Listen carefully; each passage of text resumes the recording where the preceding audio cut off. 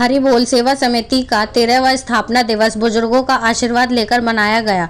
सामाजिक और सांस्कृतिक संस्था हरि बोल सेवा समिति का स्थापना दिवस समारोह रामलला वृद्धाश्रम कैलाश मंदिर के समीप सिकंदरा में आयोजित किया गया, जिसमें सभी वृद्धाश्रम में रहने वाले माँ पिताओं की मौजूदगी में मनाया गया। सर्वप्रथम हरि के अवतार श्री कृष्ण के समक्ष दीप प्रज्वलित कर विशिष्ट अतिथियों ने आरती कर कार्यक्रम का उद्घाटन किया। श्री कृष्ण और राधा रानी की सुंदर सुंदर नृत्य प्रस्तुतियों के द्वारा सभी को ब्रज की होली और फूलों की होली खिलाई गई।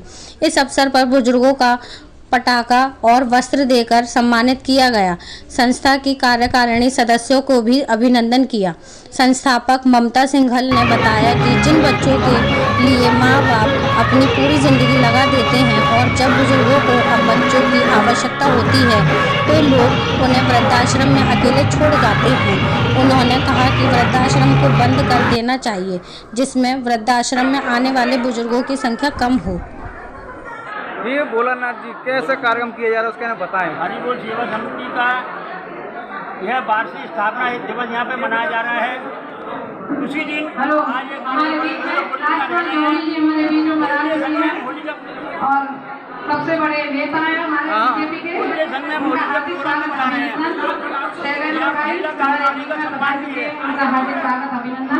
हेमंत दिवाकर जी हमारे बीच हार्दिक स्वागत अभिनंदन। शिव कुमार बनाई हमारे घरों में बनाई हार्दिक स्वागत अभिनंदन। कुमार गुप्ता जी हमारे बीच में उनका हार्दिक स्वागत अभिनंदन। हमें मंसूर भैया से कहूँगी कृपया चालू करें जल्दी। आज जो स्थापना दिवस बनाया जा रहा है हरि बोल सेवा समिति, उसके बारे में क्या कहना चाहती हैं?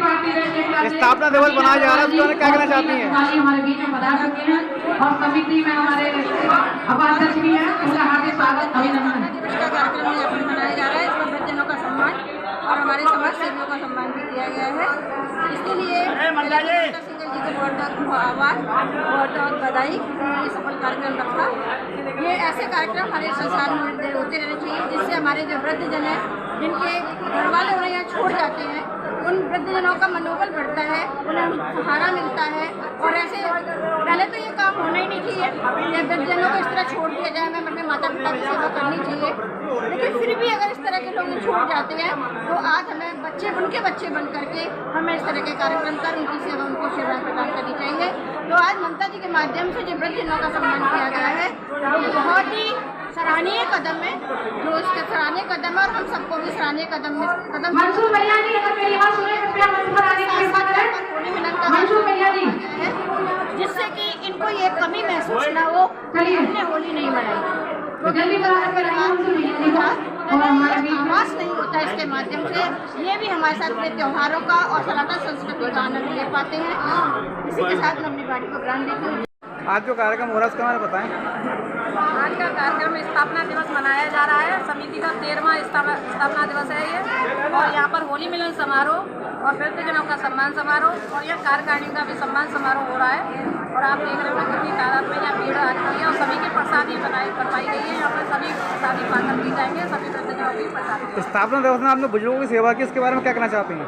यहाँ पर जो क्या नाम है, बेटे जो अपने माँ बाप को छोड़ देते हैं, उनको छोड़ना नहीं चाहिए। अपने घरों में ही जैसे भी वो चाहे एक रोटी खाकर के गुजारा करें तो अपने घरों में ही रखना चाहिए, क्योंकि ये बहुत दिक्कत का विषय बन गया है। क्योंकि जगह जगह पर यहाँ पर वृद्ध आश्रम खोल रहे हैं। ये वृद्ध आश्रम बंद कराए जाए पहले तो, क्योंकि वृद्ध आश्रम में ये जो हमारे घर से बुजुर्ग चले जाते हैं तो बड़ा दुख होता है, क्योंकि घर में ही रखा करें, क्योंकि वो भी एक परिवार है।